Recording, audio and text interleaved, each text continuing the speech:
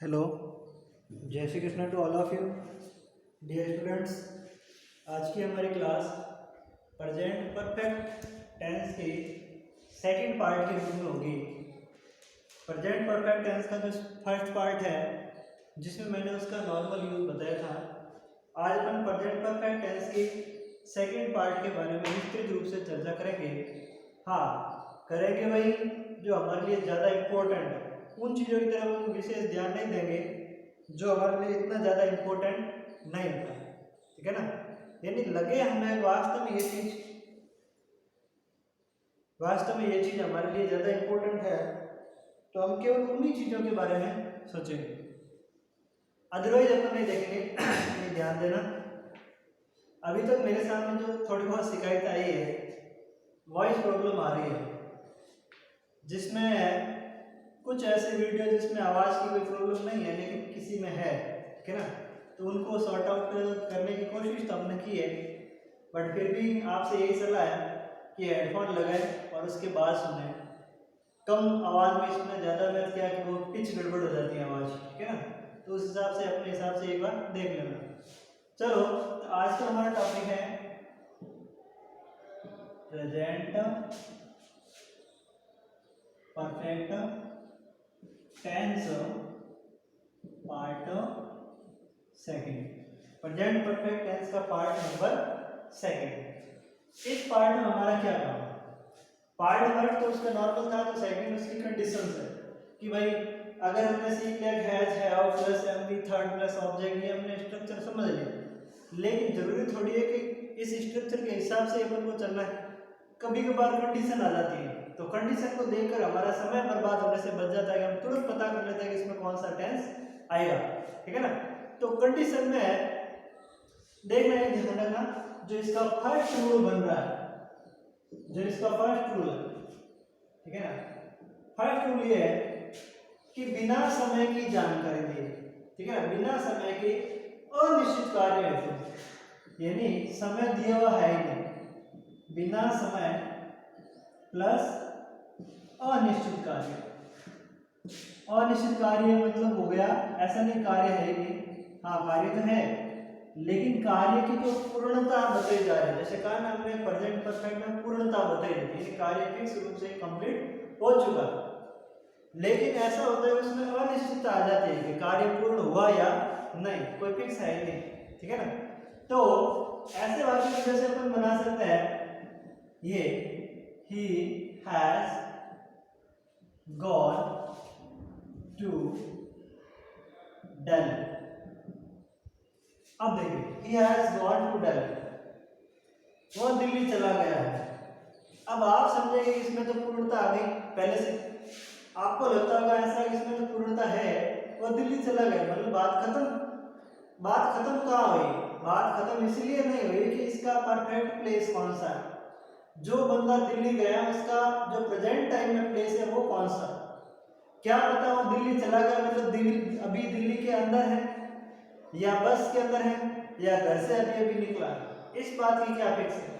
नहीं ना। तो इसकी कंडीशन है, ध्यान रखना, यानी अनिश्चितता को दर्शा रहा है। कार्य तो हुआ है, बात तो प्रेजेंट के परफेक्ट होगी, परफेक्ट रूप से कार्य तो हुआ है, लेकिन पूर्ण है या अपूर्ण है ये बात पता नहीं। मतलब ये तो फिक्स हुआ कि भाई साहब दिल्ली की ओर गया, यानी इसका कार्य तब पूर्ण होगा जब ये दिल्ली जाएगा।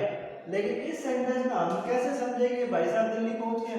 हो सकता है घर से निकला, गांव तक गया, या अभी बस में बैठा, ठीक है, या अभी चल रहा, ये भी तो हो सकता है ना। तो इन वाक्यों में हमें निश्चितता नहीं होती है, ठीक है ना। जैसे कुछ ऐसे सेंटेंस भी होते हैं, रूल नंबर 2 लिखते हैं अपन, इसकी विशेष कंडीशन है, ध्यान रखना, ठीक है ना। एक एडवर्ब है जस्ट। जस्ट का मतलब क्या होता है? अभी अभी। क्या होता है? अभी अभी, ठीक है ना।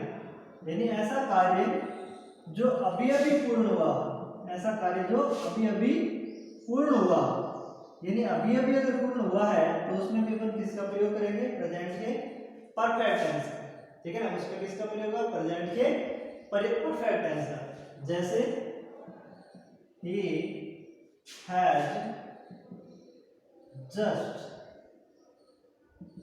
arrived, ठीक है ना, he had just arrived, यानी कि वो अभी अभी पहुंचा है। The bus has just arrived, the train has just arrived, ठीक है ना, मोहन has just arrived, ऐसे अपन बना सकते हैं। यानी अनेकों वाक्य इससे बनेंगे जिसमें अगर हमारा एडवर्ब ये जस्ट आता है तो जस्ट आते ही जस्ट हमें समझ लेना चाहिए कि इसमें टेंस कौन सा होगा, प्रेजेंट का परफेक्ट टेंस होगा। ठीक है, विशेष ध्यान रखना, इसमें टेंस होगा प्रेजेंट का परफेक्ट टेंस।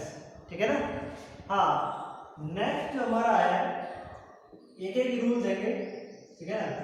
हाँ, एग्जाम्पल भी एक एक दूंगा क्योंकि ज्यादा अपन खींच के क्या करेंगे, इसकी कंडीशन थोड़ी बहुत ही, ठीक है ना, यानी इसमें ज्यादा ध्यान देने की आवश्यकता नहीं। वैसे मैंने आपको पहले भी कहा था कि हमें ज्यादा आवश्यकता कहाँ पड़ती है, ज्यादा आवश्यकता पड़ती है प्रेजेंट के इंडेफिनिट में और पास्ट के इंडेफिनिट में, बाकी सब तो लगभग नॉर्मल ही होते हैं। तो कंडीशन में ध्यान रखना इंपॉर्टेंट ये है, ये तो मैंने समझाने के हिसाब से लिखा है। जस्ट जस्ट जहां पर आता है वहां पर किसका प्रयोग होगा, इसका प्रयोग होगा प्रेजेंट के परफेक्ट के टेंस का। ठीक है ना। हाँ, कुछ ऐसे होते हैं जो कार्य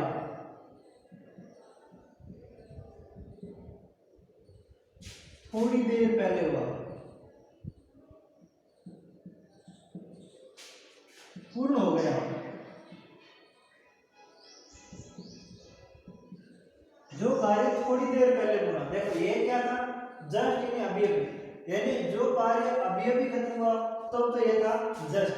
अब ये है कि जो कार्य थोड़ी देर पहले पूरा, यानी अभी अभी नहीं, थोड़ी देर पहले, तो उसकी अपन क्या लिखते हैं, उसकी अपन लिखते हैं ऑलरेडी। ठीक है ना, जिसका मतलब क्या होता है, पहले से। ऑलरेडी का मतलब होता है पहले से, याद रखना। ऑलरेडी किसमें प्रयोग हुआ, ये ऑलरेडी हमारा प्रेजेंट के परफेक्ट टेंस में पूरा हुआ। ठीक है ना।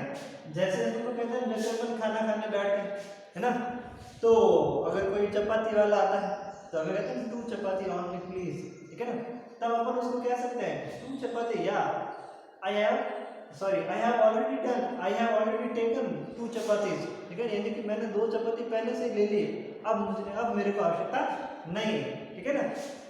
तो इस प्रकार से जो सेंटेंसेस है इनको अपन को विशेष रूप से ध्यान में रखना चाहिए। ऑलरेडी से बहुत सारे सेंटेंस बनते हैं, जबकि कॉलोक्वियल में भी इसका ज्यादा इस्तेमाल होता है, ऑलरेडी और जस्ट का। और ऑलरेडी और जस्ट दोनों किस में आएंगे, प्रेजेंट के परफेक्ट टेंस। ठीक है ना। तो ऑलरेडी से बहुत सारे बन सकते हैं। ठीक है ना, जैसे he has already done his homework। ठीक है ना, he has already done his homework, उसने अपना गृह कार्य पहले से ही पूर्ण कर लिया है। डन मतलब खत्म हो गया, यानी उसका गृह कार्य पहले से ही हो गया है। तो ऑलरेडी वाले बहुत सारे सेंटेंस आप खुद ही बना सकते हैं और बनाना, लगभग 5 सेंटेंस इसके भी बनाना, 5 सेंटेंस आप इसके भी बनाना। इसमें गलती मत करना क्योंकि सबसे ज्यादा जरूरत पड़ती है इनकी, किसकी, जस्ट, ऑलरेडी, और तीसरे नंबर पर आता है यट। ये विशेष ध्यान रखना। ठीक है ना, यट, ये रूल नंबर 4 लिखिए, ये है यट। इसका मतलब है अभी तक, किसमें, इस टेंस के अंदर ध्यान रखना, ये कार्य जो अभी तक चल रहा हो या अभी पूर्ण हो गया हो। ठीक है ना, या अभी तक पूर्ण हो गया हो, या अभी तक पूर्ण नहीं हुआ, या अभी तक चल रहा हो। तो ऐसे वाक्यों में अपन किसका प्रयोग करेंगे, यट का प्रयोग करेंगे। ठीक है ना, जैसे his homework has not finished yet। ठीक है, अब देखिए his homework has not finished yet, यानी उसका गृह कार्य अभी तक पूर्ण नहीं हुआ, यानी कार्य के अभी तक पूर्ण नहीं होने में भी, कार्य के अभी तक पूर्ण होने में भी, ठीक है, दोनों में किसका प्रयोग किया जाता है, इस yet का प्रयोग किया जाता है। 100% ध्यान रखना, और बहुत सारे सेंटेंस आप इसके अकॉर्डिंग बना सकते हैं। ठीक है, कुछ स्ट्रक्चर ऐसे भी है, ठीक है ना, कुछ स्ट्रक्चर हमारे पास में ऐसे भी है जिनमें अपन कुछ एडवर्ब हैं उनको जोड़ सकते हैं, लेकिन बनेगा जिनको अपन एक नाम तो नहीं दे सकते, लेकिन अपन को ध्यान में रखना चाहिए कि कैसे अपन इसको बना सकते हैं, ठीक है ना। जैसे ये लिख दिया अपन ने ओनली, फर्स्ट, सेकंड, थर्ड, ठीक है, only, first, second, third, best, worst, ठीक है। वर्स्ट क्या होता है? सबसे खराब, सबसे अच्छा, फर्स्ट, सेकंड, थर्ड, ओनली यानी एकमात्र। इन सब में अपन किसका प्रयोग करते हैं? इन सब में अपन प्रयोग करते हैं प्रेजेंट के परफेक्ट टेंस का, ठीक है ना। लेकिन स्ट्रक्चर ध्यान देना, ये वाक्य बनेगा कैसे, ठीक है। जिन वाक्यों को अपन बनाएंगे इट से है, दिस से है, इनसे अपने इसकी स्टार्टिंग करेंगे, ठीक है ना, और बाद में इसका वाक्य बनेगा।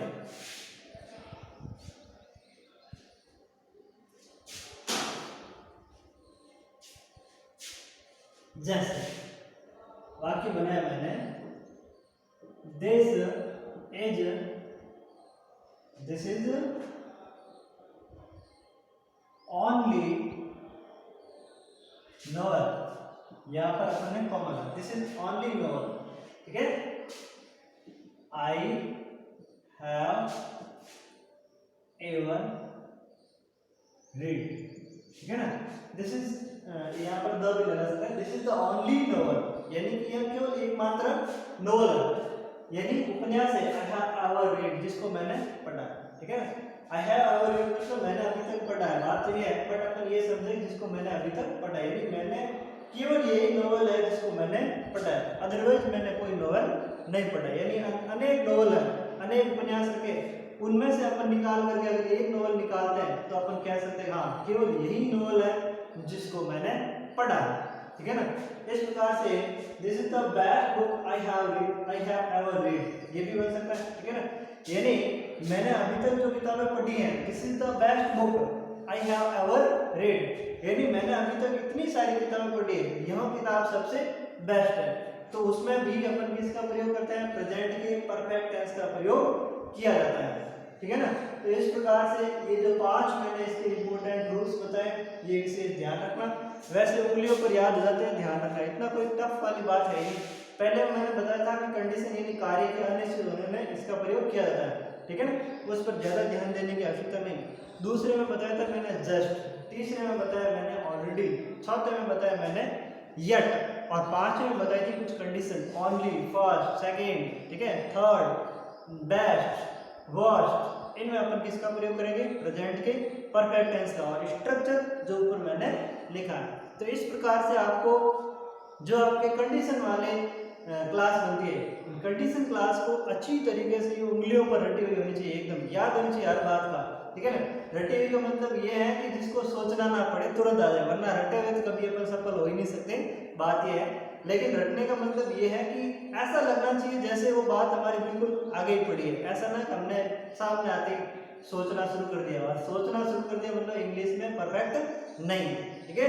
कम सोचें और जल्दी कार्य करें। Thank you so much for watching this. If you like it, please share to your all friends.